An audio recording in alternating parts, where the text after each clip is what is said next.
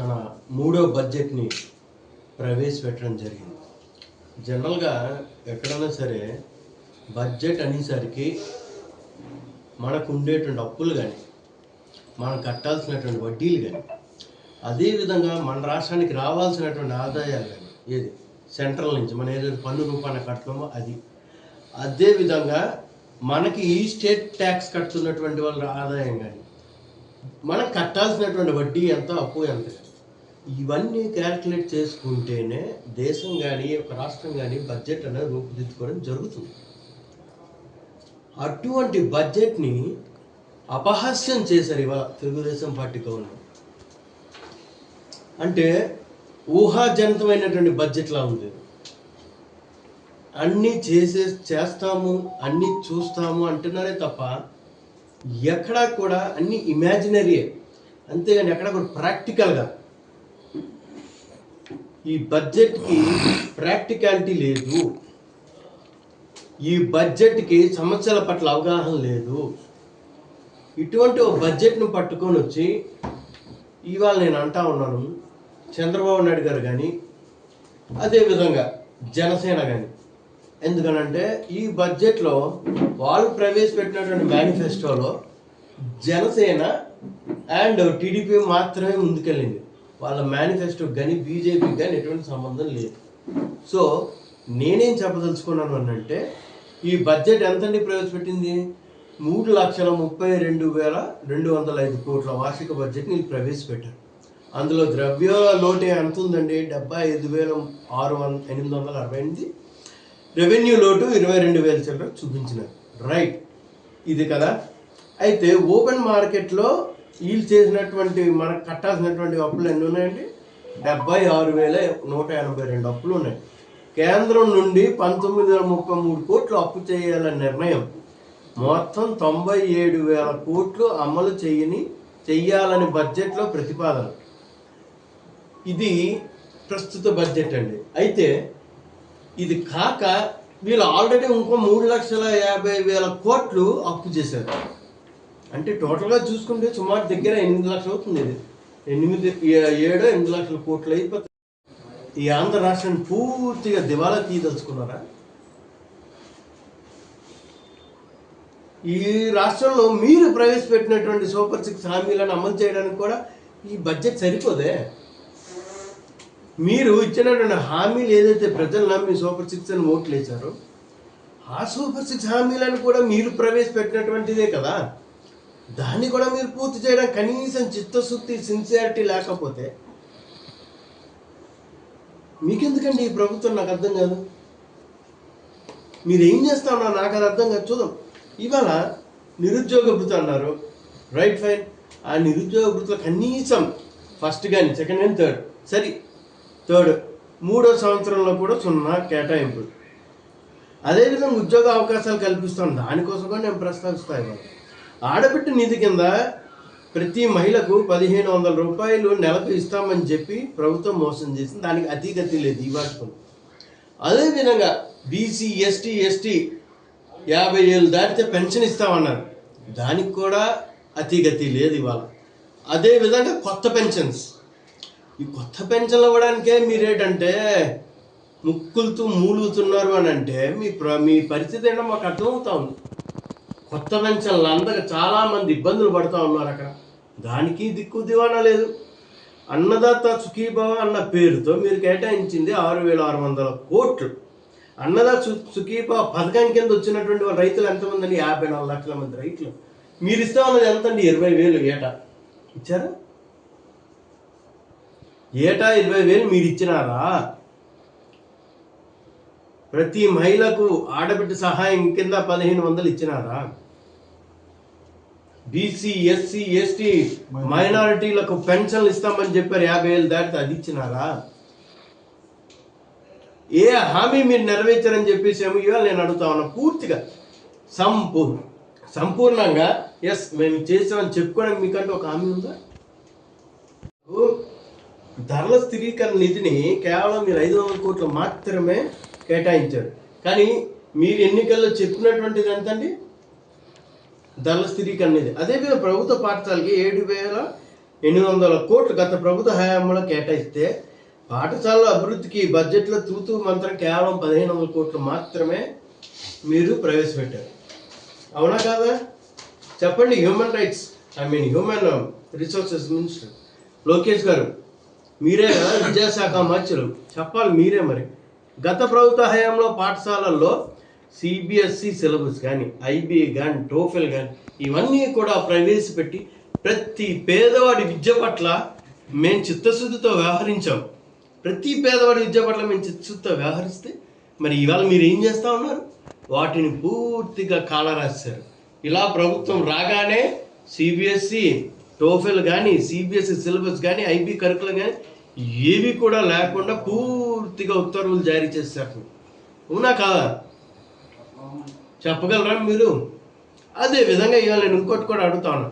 మహిళా సంక్షేమం అని చెప్పేసి డ్వాక్రా మహిళలకు 10 లక్షలు 0 వడ్డీ రుణాలు ఎకనామం.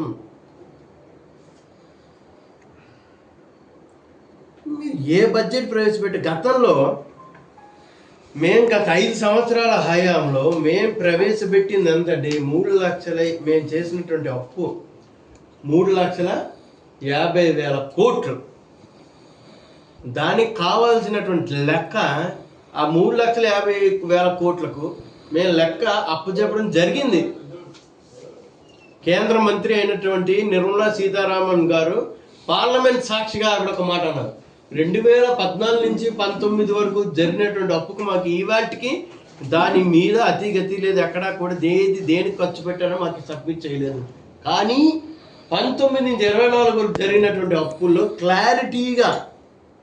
క్లారిటీగా మేము దేనికి ఖర్చు పెట్టానో వైఎస్ఆర్ కాంగ్రెస్ పార్టీ ప్రభుత్వం ఇవ్వడం జరిగింది అని ఆవిడే చెప్పారు.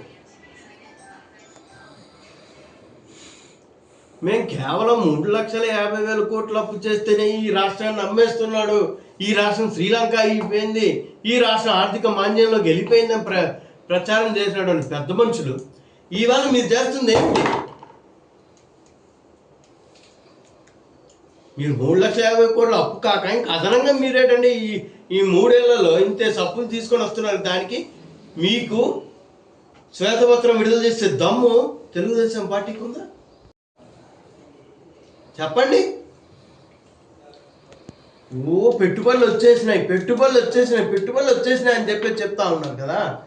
Department of promotional industrial and internal trade, దాన్నే కదా మనం ఆధారంగా తీసుకుంటాం.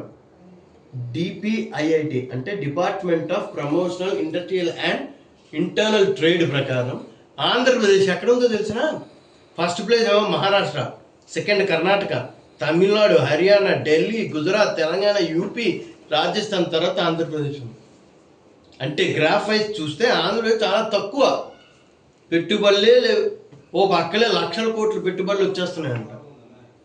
నీ జగన్మోహన్ రెడ్డి అనే వ్యక్తి దావోస్ వెళ్ళి ఆయన అన్న స్వయంగా లోకేష్ గారు గ్రీన్ కోన్ అరబిందోతో ఇంక టైప్ చేసుకున్నాడు. అవును, ఎస్, ఇవాళ గ్రీన్ కోనే ప్రతిష్టాత్మకంగా మేము దాన్ని స్టార్ట్ చేసి పూర్తి చేస్తున్నాం కనుకనే మీరు ఆ రోజు వెళ్ళి దాన్ని ఏడండి ఎంతో దీనిగా మీరు క్రెడిట్ చోరీ భాగంలో దాన్ని కూడా మీరు మీ ఖాతాలో వేసే ప్రయత్నం చేశారు.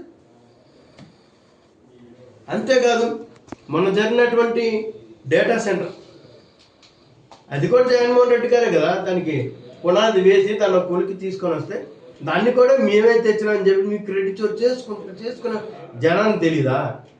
లేదా ఇటువంటి లెక్కలకు తెలియదా? వాస్తవాలు ఏమని ఒక ఇంటర్వ్యూ చేసినటువంటి ఒక వ్యక్తి చంద్రబాబు నాయుడు గారికి ఒక మాట అడిగితే, సార్ మీ పెట్టుబడులు ఎన్ని వచ్చాయని అంటే 20 లక్షల కోట్లు పెట్టుబడులు వచ్చాయని, ఉద్యోగాలు అని అంటే 23 లక్షల కోట్ల ఉద్యోగాలు అవకాశాలు ఆయన ఇచ్చినాడు. ఈ రాష్ట్రంలో ఉన్నది ఎంత అండి నిరుద్యోగులు? ఇందాకే చెప్తున్నారు ఈయన. ఎవరు? ఎంత? 20 లక్షల మంది. నువ్వు తెచ్చింది ఎంత? 23 లక్షల కోట్ల ఉద్యోగాలు.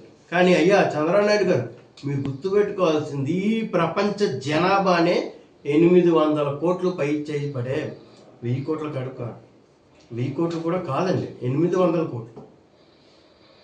అంటే మీ తాలూకు పరిస్థితి, మీరు ఎంత దిగజారిపోయి ఉన్నారంటే ఈ ప్రభుత్వాలు దేనికంటే ఉన్నాయి? ఓ పేదవాడికి ఉపయోగపడరు, ఓ డ్వాక్రా మహిళలు ఆదుకోరు, ఓ పింఛన్దాడు పింఛనిచ్చే పరిస్థితి లేదు, మీరు ఇస్తాను 50 ఏళ్ళ పైబడినటువంటి బీసీ ఎస్సీ ఎస్టీలకు పింఛన్ లేదు. ఆడబిడ్డ సహాయం కింద 1500 ఇస్తామన్నారు, అది లేదు. ఇంకన్నిటికన్నా గొప్పది ఏంటి తెలుసా? తల్లికి వందనం. మీ పార్టీ నాయకుడే కదయ్యా, మీ పార్టీ నాయకుడే కదా. రామనాయుడు గారు తిరిగినారు ఎలక్షన్లో, నీకు 15, నీకు 15, నీకు 10, నీకు 10, నీకు 15 అని చెప్పుకొని చంద్రబాబు నాయుడు గారే కదా అన్నారు. ఎంతమంది పిల్లలు ఉండే అంతమందికి నేను 15,000 ఇస్తానని చెప్పేసి. మరి ఇవాళ ఏం చేశారు? ఉచిత మీరు గ్యాస్ అన్నారు, ఏంటి 3 సిలిండర్లు అన్నారు సంవత్సరానికి. ఆ 1 సిలిండర్ కూడా టికానా లేదు చాలా మందికి. 2 సంవత్సరాలు పూర్తి అయిపోయింది. ఈ బడ్జెట్ చూస్తేనేమో అంతా ఇమాజినరీ ఉన్న, ఈ బడ్జెట్ కంటే ఒక ప్రామాణ్యం లేదు. గాల్లో లెక్కలు వేసుకొని మీరు బడ్జెట్ ప్రవేశపెట్టారే తప్ప, ఎస్ నేను ఛాలెంజ్ చేస్తున్నాను, మీరు రండి, మీరు చేయనటువంటి అప్పులేంటి, దాన్ని కట్టాల్సినటువంటి వడ్డీ ఎంత, ఈ రాష్ట్రానికి వస్తున్నటువంటి ఆదాయం ఎంత, పైనుంచి మనకు రావాల్సినటువంటి ఆదాయాలు ఎంత ట్యాక్స్ రూపాయలు, దాన్ని ఇవన్నీ బేస్ చేసుకొని కదా బడ్జెట్ రూపొందించాలి. అనుకోవడం మీరు విజనరీ అని చెప్పుకొని తిరుగుతారు. చంద్రబాబు నాయుడు గారు తెల్లవారితే ఇది నిజనాన్ని నేను అడుగుతా ఉన్నా. నీకంటే వయసులో చిన్నవాడు జగన్మోహన్ రెడ్డి గారు ఫస్ట్ టైం ముఖ్యమంత్రి అయినారు. ఆయన ఇచ్చిన హామీలు నెరవేర్చారు, ఆయన చేసిన అప్పు కూడా పూర్తి చేస్తారు. మూడోది, ఈ రాష్ట్రాన్ని ఇవాళ అభివృద్ధి పదం వైపు ఎంతో కొంత నడుస్తుంది అని అంటే దానికి కారణం వైఎస్ జగన్మోహన్ రెడ్డి గారు కాదా? ఇవాళ ఆయన వేసినటువంటి పునాదులు మీరు బిల్డింగ్లు నిర్మించుకొని ఇది నాది నాది నాది అని చెప్పుకునేటువంటి పరిస్థితికి వచ్చారు. ఇది నాది అని మీరు చెప్పుకునేటువంటి పరిస్థితి తీసుకొని వచ్చింది ఎవరు? జగన్మోహన్ రెడ్డి గారు కాదా? ఇవాళ నేను అడుగుతా ఉన్నా, లోకేష్ కానీ, పవన్ కళ్యాణ్ కానీ, చంద్రబాబు నాయుడు గారు కానీ, ఈ ముగ్గురికి ఇది మేము తెచ్చాం, మాది మాది మాది అని చెప్పుకుంటున్నారే, ఆ మాది అన్న క్రెడిట్ మీరు చేసుకోవడానికి దానికి కారణం ఎవరండి? జగన్మోహన్ రెడ్డి గారు కాదా? చెప్పండి. ఇవాళ నేను అడుగుతా ఉన్నా స్ట్రైట్గా. ఇవాళ మన నియోజకవర్గంలో చూసుకుంటే వెటనరీ పాలిటెక్నిక్ కానీ, అగ్రికల్చరల్ పాలిటెక్నిక్ కానీ, హార్టికల్చర్ రీసెర్చ్ సెంటర్ కానీ, అలాగే పొందూరులో మేము తీసుకొచ్చినటువంటి డిగ్రీ కళాశాల కానీ, తొగరంలో డిగ్రీ కళాశాల కానీ, జ్యోతిరావు పూలే స్కూల్, దానికి ఇంకా ఎక్స్టెన్షన్గా జూనియర్ కాలేజ్ కానీ చెప్పింది. ఇవన్నీ కూడా in the span of 5 years మేము తీసుకొని వస్తే ఈ రోజుకి ఎమ్మెల్యే ఏం చేస్తూ ఉన్నాడని నాకు అర్థం కాదు. వాటికో ఇన్ఫ్రాస్ట్రక్చర్ మీ పర్మనెంట్ బిల్డింగ్లు కట్టుకోవచ్చుగా. మీ నాయకత్వం పట్టుకొని చూపించండి. మీరు రోడ్లు వేస్తారు, అన్నీ చేస్తున్నారు. దీని మీద మీరు ఎందుకు దృష్టి సారించట్లేదు? మీరు దీని మీద ఎందుకు దృష్టి